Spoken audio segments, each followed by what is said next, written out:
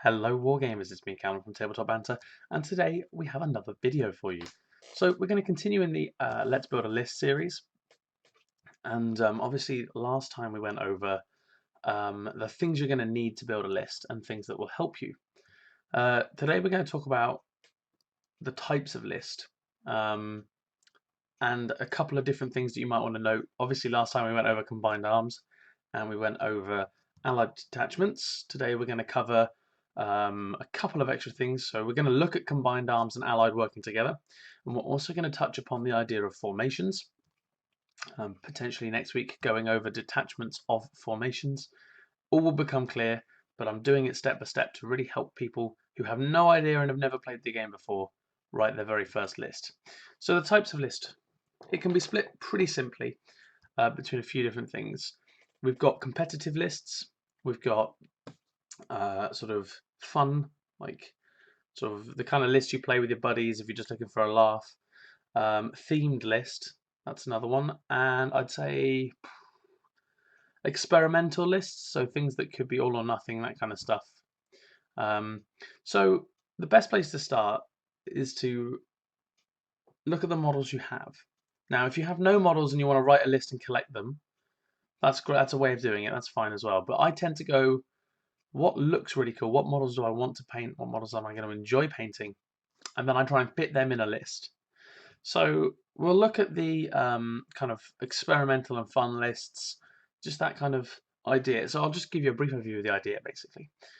These are not lists you're going to win necessarily with every single time. They're not your go-to tournament lists. They're not you want to beat someone at the club so bad because they keep whipping you kind of lists. It's a fun place to start. It includes the models you like looking at the most, and it's a very simple build because you put together the list of the models you want, and then you think about how you're going to play them, and you fill in gaps where you can. And if you have a wide enough model collection, then obviously you can draw these things in to fill those gaps. Then we look at the themed lists. So that's like, I'm going to run all scouts, or I want to have no vehicles. It's all infantry, and that's it. So those kind of themed lists, they limit you in one area and they overextend themselves in another. Again, if that's what you want to play, there are ways to build those. We'll probably look at those in a different episode of this series. But what I want to look at today is the kind of just your bog standard list, and maybe touching upon some competitive list ideas, but most of my list is pseudo competitive because I don't like the savage competitive lists because I don't enjoy playing them. My playstyle is kind of, I like it to be realistic. So, for example, you can take lists with 3 or 4 flying hive tyrants, and my personal opinion on that is that's not how it should be. If you have a small 1500 point game with 4 flying hive tyrants, I want to know why there aren't like things that in my mind should be there on the battlefield, like a commander, just one, and then some troops, and then a couple of cool units, and then some batteries coming in long range. Like that's the way I see an army composition. Now I'm very limited because of this. I don't want to have 4 flying hive tyrants in a list. I'd rather have one, which is still really good, and then look to exploit other areas of the codex. But anyway, that's by the by, because that's just a limitation I have. That's not one that you should necessarily have. So what we're going to do is drop down to the second camera, and we're going to take a little look at the 2 books again, and we're going to talk about what you need to consider when you're building a list. So here we are, table down again, and we've got our rulebook and we have our codex. So we've noted that these are necessary. We've had a read through them both. Maybe we have models, maybe we don't. But we're just going to take a little brief look at the pages you need to look at for when you build your list. So I'll start with the core rulebook again, and we'll pop the Space Marine one down here by the floor. And I'll just turn this so that you guys can see it. So in the rulebook, obviously this is where you can find all the different unit types, the pros and cons to those things and such. What you want to be looking at, in my opinion, are the universal special rules. So they start in this book here on page 156 of the small one. And these are the little things that units have. You know, for example, a blast template is a universal special rule. The blind rule we have here. You want to be looking at these and asking yourself, or you want to be looking at your units if they have these special rules and asking how you can utilize them, because they're kind of something that comes with the model anyway. So there's no point not using it if it's on the model. So I tend to look at these things. I'm like, oh, so with Barrage, it takes from the center of the template when you're pulling models. So the way I see that, and the way I see, okay, so place the center of the template over the character model, because then you can snipe a character, that kind of thing. Or, you know, oh look, they're all bunched together. This is where the blast template has to go, and I will work on some other things elsewhere that could have fired in there maybe. But you notice the blast template shape of their units, etc.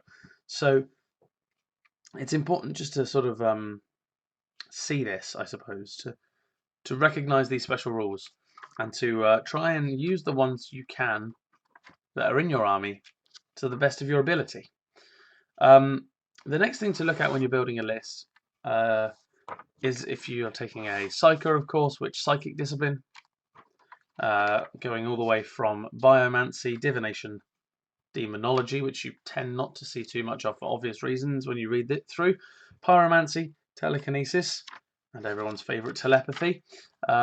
So you want to be sort of having a look at these things here and deciding what your Psyker's for in your army, etc., if you're taking one at all. So really, it's these back few pages. These reference pages are really handy as well for looking at which rules you want to really exploit. I say exploit, use. So you want to be using these sort of back pages of the rulebook just to try and get a feel for what you need to bring. The other kind of rules you need to look at are in your codex. Now, again, this is the old codex, but I do have the new one on my computer screen right now. And so some of the special rules you get here. Now, these are listed in the back, I believe, in a reference page. It's been a while since I've looked at this. Yeah, so you've got some references here over some unique special rules and the warlord traits and stuff like that. This is the kind of stuff you want to be reading. You want to be finding the things that you have in this army that has the special rules, and you want to be looking at how you can use those best in a game.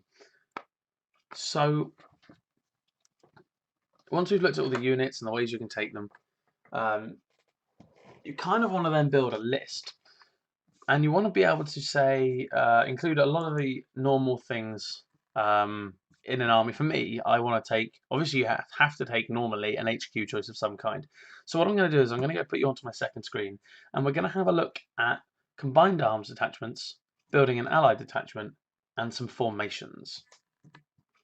So here we have it, the famous, or now famous, second screen. So you can see here I've built, the list we'll be building today is to 1850 points. Now this is because that's the tournament standard, but really the reason I've done this is because it allows me to get all three of these things in nice and easy. So let's start with our combined arms detachment. Now we went over this last week. You need an HQ and 2 troop choices minimum. So let's take a captain and we'll just give him artificer armor and a power sword, or something nice and simple. It doesn't have to be too difficult. Power sword, and it's just it's a bit slow because it's not used to having all these things going on at once, so it may in fact just crash out a little bit every now and then. But basically we're just going to take this guy as we would standard. So this is the bolt pistol arm. Let's unselect the bolt pistol. We've given him a power sword now, so let's unselect the chainsword, and he can have a storm bolter and a power sword. There we go, nice and simple. Oh, I've accidentally selected a chapter relic, apparently. Yeah, oops. Okay, there we go. So he's 130 points. He's got his points total. That's it. Now what we're going to do is minimize him there. Take our 2 troop choices of 2 tactical squads. They can each have a Razorback. And that's it. Nice and bog standard. So there you can see, at the moment, we've taken up 380 points in our combined arms detachment. Let's just move this one across so we can get a little more in here. There we go, 380 points. Lovely. Now, the simple rule for this is you've got to take an HQ and 2 troops. Now, for Space Marines, you have chapter tactics. So let's pick Imperial Fists again. Nice and simple. And that's it. That is a combined arms. Now you could go and play a game. The troops would have objectives secured. The captain could attach to one of their units, and there you go. There's a 380-point list. I'm not saying this is the best way to take an army. I'm just explaining the building of this army. So now we're going into our our allied detachment. Goodness me. Now I've selected a different army here. I've selected Cult Mechanicus. The reason for this is it's something a bit different. It gives us another look at another army and how we can integrate these. And obviously, it shows us the importance of the allied detachment, the allied chart that we saw last week in the rulebook.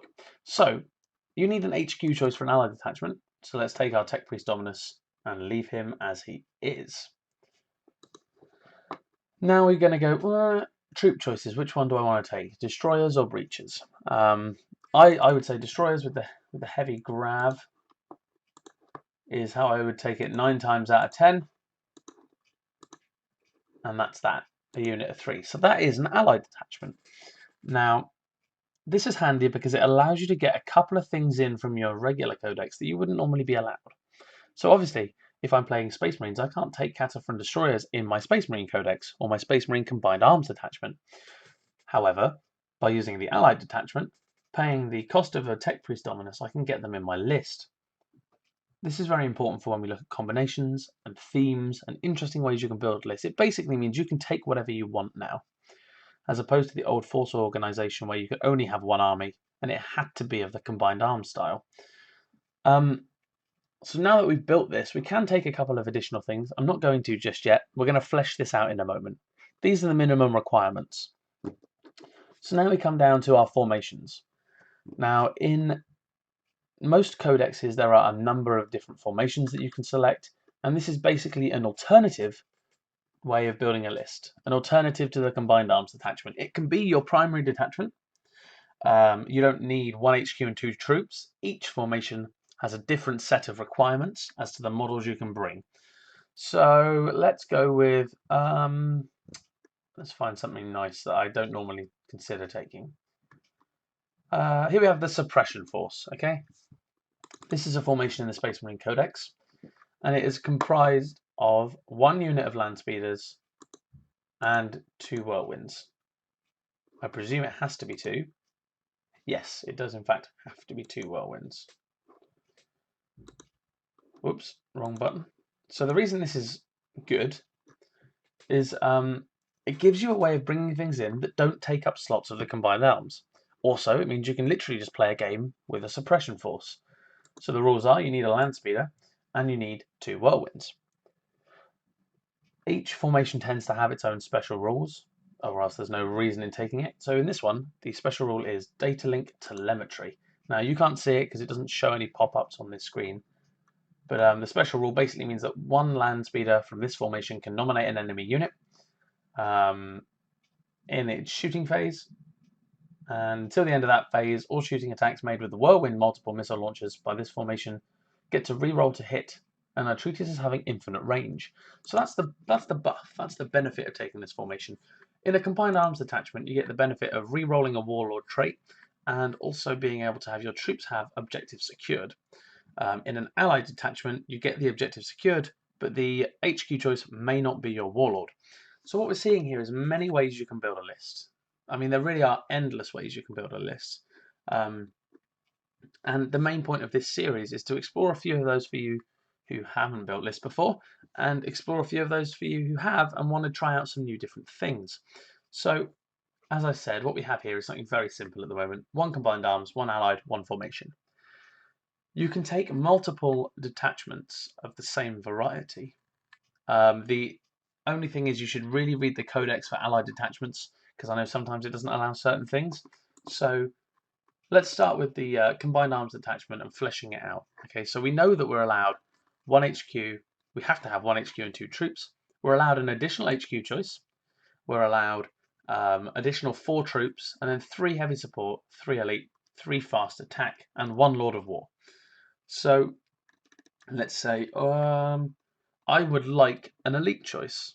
You know, maybe I really want an Ironclad Dreadnought. So we've included him in the list. Obviously, that adds up the points total. it's kind of as simple as this. You basically just build the list up now, and there we go. And you know, maybe I want an extra troop choice, so let's duplicate it, because one is none and two is one, as Fritz always says. Wargamer Fritz, obviously a tactician that has been around a while now. So now we've got 3 tactical squads. So this idea of building a list can be daunting at first because you don't know what you need to take. But if you look at the different things, you can almost take anything you want.